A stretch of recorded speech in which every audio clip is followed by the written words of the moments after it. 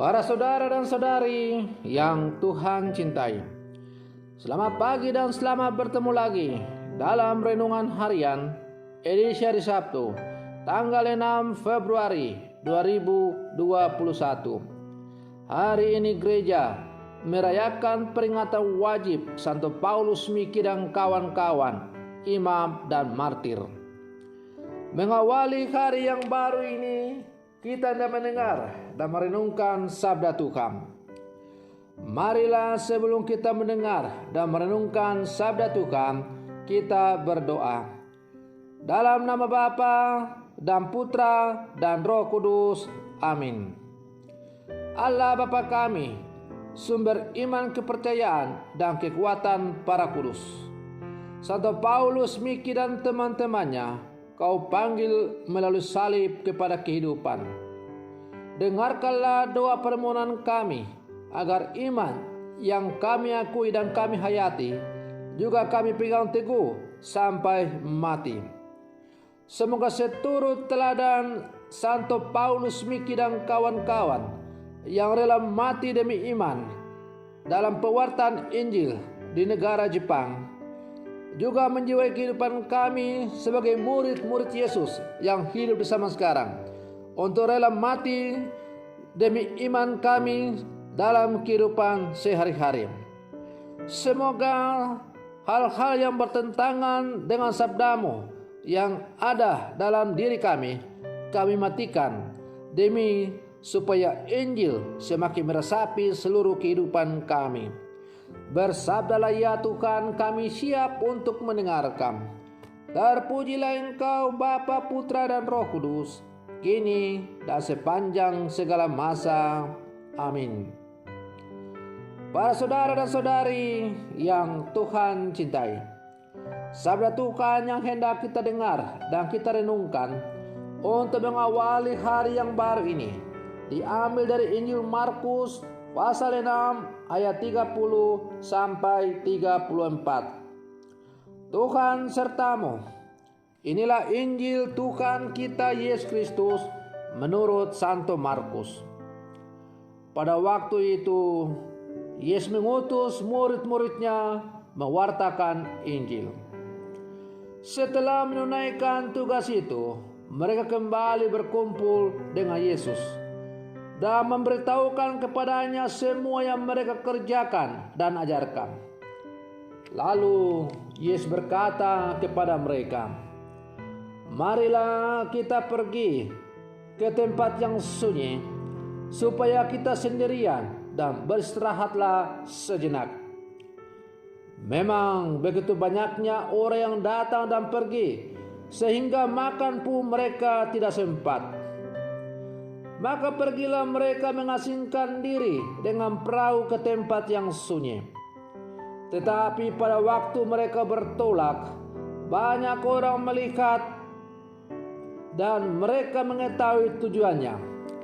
Dengan mengambil jalan darat, segeralah datang orang dari semua kota ke tempat itu, dan mereka malah mendahului Yesus.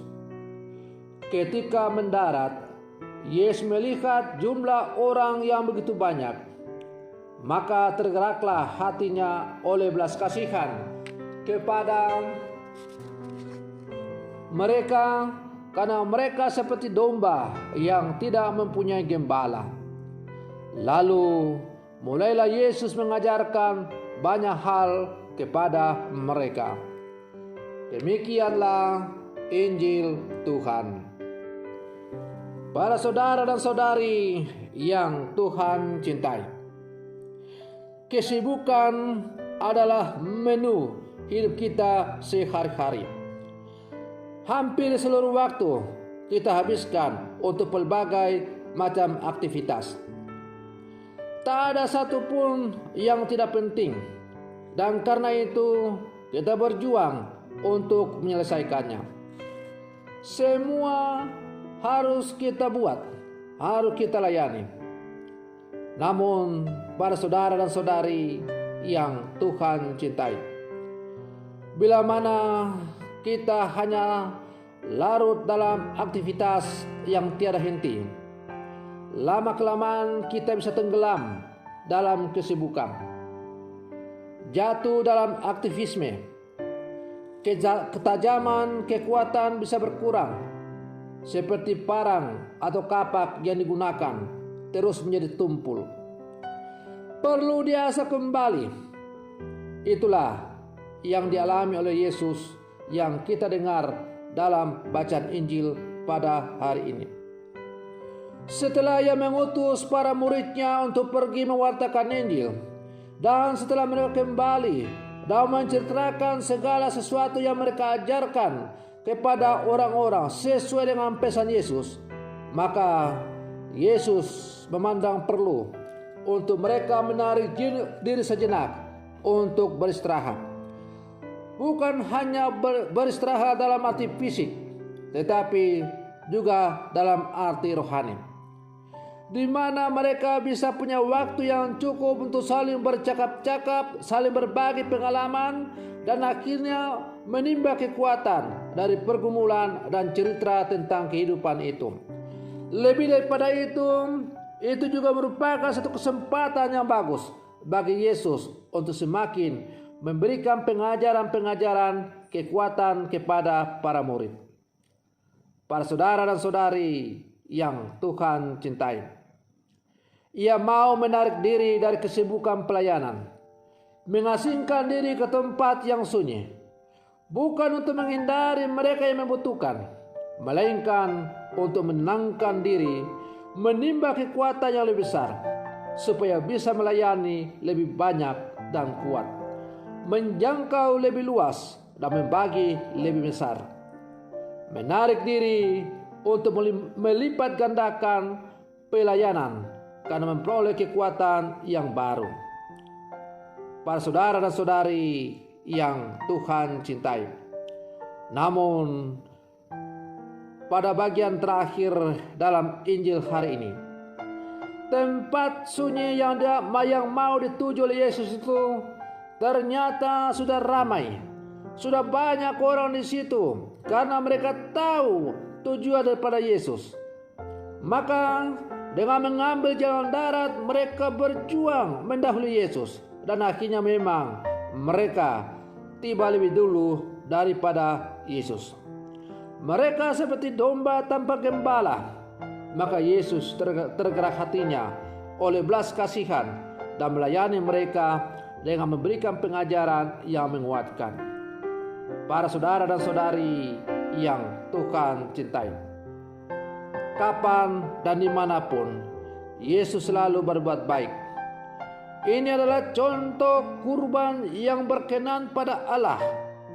Itulah yang dikatakan dalam Injil pada hari ini, di mana Yesus selalu rela mengorbankan kepentingan pribadinya demi untuk keselamatan orang-orang yang datang kepadanya. Para saudara dan saudari yang Tuhan cintai, hari ini gereja merayakan peringatan wajib Santo Paulus Miki dan kawan-kawan, para misionaris Yesuit dan Fransiskan yang mati dibunuh di Jepang oleh karena pewartaan iman kekristenan.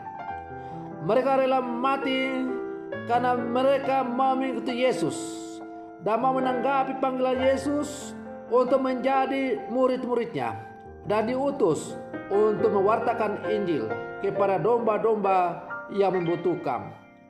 Mereka mau menanggapi panggilan Yesus bahwa Ia membutuhkan rekan sekerja untuk mewartakan Injil kepada orang, supaya warta Injil itu semakin bergema ke seluruh dunia. Paulus, Miki dan kawan-kawan rela meninggalkan tanah air mereka demi untuk membawa kabar gembira kepada orang-orang yang ada di negara Jepang itu. Tapi sayang saudara-saudari, mereka hanya ditangkap dan dibunuh. Apakah mereka mundur? Tidak. Bagi mereka, mati demi iman adalah satu kesempatan yang bagus untuk bersaksi tentang iman yang diwartakan oleh mereka, yang mereka imani bahwa Yesus itu adalah Sang Penyelamat, yang telah rela mati demi untuk membebaskan umat manusia. Para saudara dan saudari yang Tuhan cintai, dalam kesibukan kita sehari-hari sebagai murid-murid Yesus yang hidup di zaman sekarang, kita juga perlu untuk selalu menciptakan waktu yang cukup untuk kita bercakap-cakap dengan Tuhan dalam kehidupan kita, untuk kita menimba kekuatan dari Tuhan. Dan dengan kekuatan yang kita terima dari Tuhan itu, kita akan dimampukan untuk menjalankan tugas dan panggilan kita sebagai murid-murid Yesus yang hidup di zaman sekarang.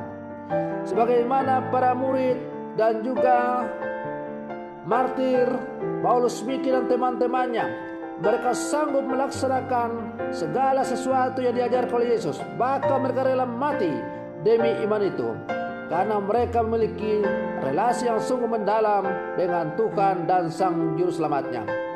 Demikian pula kita akan mampu melaksanakan segala sesuatu yang diajarkan oleh Tuhan kepada kita apabila kita selalu memiliki relasi yang intim dengan Tuhan Sang Penyelamat kita. Karena itu, relasi pribadi yang tercipta melalui tersedianya waktu di mana kita bisa bercakap-cakap dengan Tuhan perlu untuk kita wujudkan dalam kehidupan kita sebagai murid-murid Yesus. Maka marilah saudara-saudari yang Tuhan cintai, kita berjuang dalam seluruh kehidupan kita sebagai murid-murid Yesus.